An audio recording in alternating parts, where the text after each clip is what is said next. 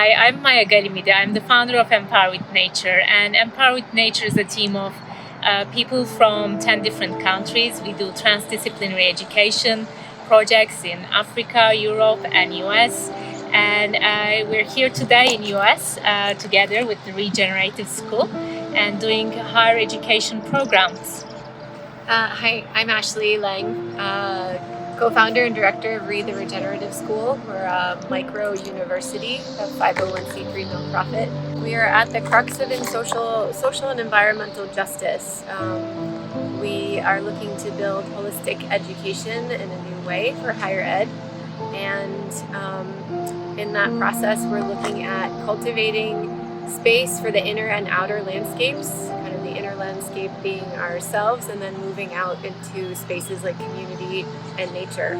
And we've really enjoyed partnerships with Empowered Nature and Maya since 2014, I think. And so we're here together post-pandemic and have been asked to do this podcast and answer some pretty big questions. Yes. And I think actually the next question is what is goodness and how we can pass the goodness on. So I'll let you start. Okay. I think goodness is something that comes inside, and it is something that how we want to do something to help, to create. It's like the kindness, it's the compassion that we wanted to pass on. But the end of it, I think it is very uncertain. Sometimes we try to do things for the name of goodness, but it might not end up like that. So it is all in the cultural context, geographical context of things. For me, that's how it is. And to pass it on, I think it's a very internal thing about willingness to share it. But also, I think as this podcast is also a way of actually spreading that, I think it is also once we experience it, then probably it is something we would like to share it too. So I think on the note of sharing and weaving that together, and also speaking personally and for Ree is in a space of cultivating transformative learning for a more just, peaceful, and sustainable world. And if I bring goodness into that question, I think of things like meeting people's needs, basic needs, and then regenerating beyond that so that people and places and planet can be in a goodness of abundance and peace. And I think, starting on the inner landscape and then moving into the outer landscape with this feels like a whole lot of goodness. Maybe we should say a few words about that, like about what is inner landscape, and then I could explain about connection with nature. Sure. So inner landscape at Ree, we've also referred to sometimes in our peace building efforts as inner peace work, and in community development, and especially after post-pandemic life and the post-social justice reckoning in the US, I think a lot of activists and movement folks and just people in general, facilitators, people in community with many folks, have started to understand that there's some inner work that a lot of us could benefit from being supported in, or having time and space to be with. And that's just kind of getting to know ourselves as a safe, brave place is something to always come home to and have kind of inner resource. And then in the strength and development of that, I think it brings a person into community and into the environment in a more aware and grounded way, that I think calls in goodness again. Yeah, and I think like to accompany that would be like connecting with nature. Like once you have that nourishing space in you, then how it is, the goodness is also how to all the beings, how you connect with nature for the land, for the waters, for the skies, and nourishing all the beings, I think. I think there is a question that Bessie was asking to us was what we think about the connection between science and spirituality, if there is a connection or disconnection. That's another big. Would you like to start that one?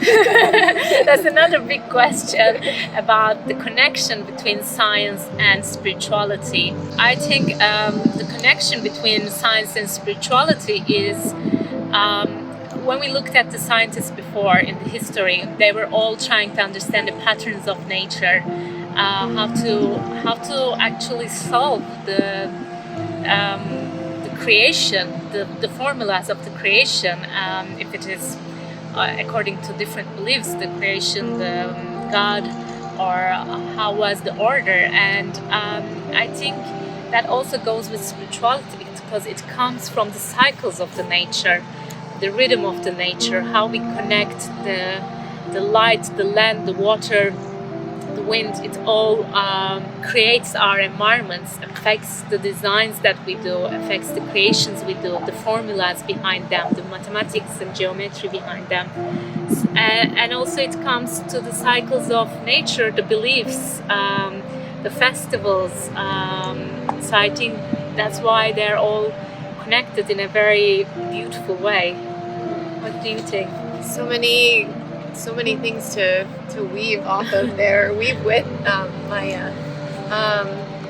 Science and spirituality. I think I also related into the religious space a little bit of RE is a hyper local and a global organization.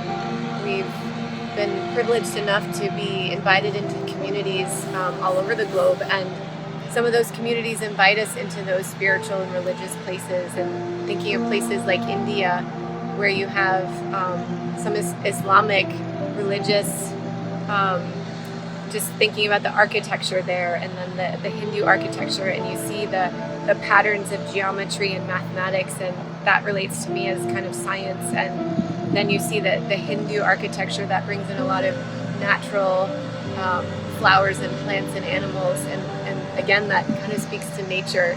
And I kind of see that interweaving. We were just in Boston and in the reflection pond of the Christian Science Center. So I think some of these weave together of, sacred mathematics and sacred patterning in nature, and then that kind of touching into religion and or spirituality. And I think they weave together, and to me the connection pieces is nature and the science of the cycles, like in the nature, in the plants and the animals, and then how that kind of translates into the meta and kind of encompasses us all, if that's a fluid thought process that can be followed there. But that's a great question, and I mean in a 2-second snapshot, I think there's so many overlapping elements of even just ancient cultures before religious organization, and how nature, science, spirituality kind of all weave together, from the stars to the flowers to our beings and cells. Okay, so the last question that we got from Bessie is actually what we think about climate change, environmental issues, and what are our thoughts about that. So I think it's a huge question, and it is something that both our organizations are core issue that we're working on.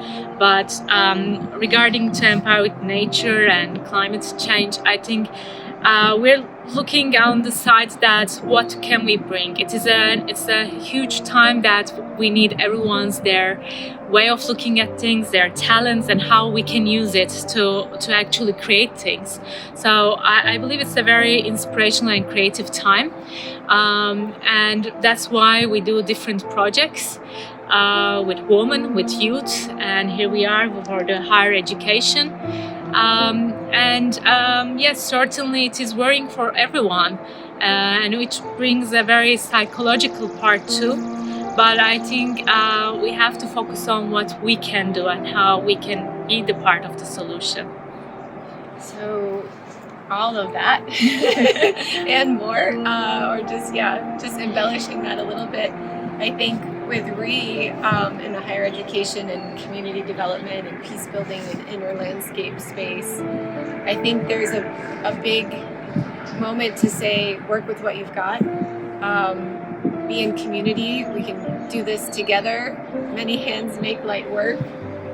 What's another catchphrase? Some of these really complex problems have really simple solutions if we all might find that inner landscape space to slow down and kind of take a look around at what, maybe it does feel like this huge catastrophic problem that we're facing, but that maybe the earth has some solutions already there that we could just be a little bit more aware of and in touch with, and maybe leaning into spaces of indigenous wisdom if it's ready or able or willing to hold that space within for everyone. And I think all of what you said, Maya. And how we can actually do it all together.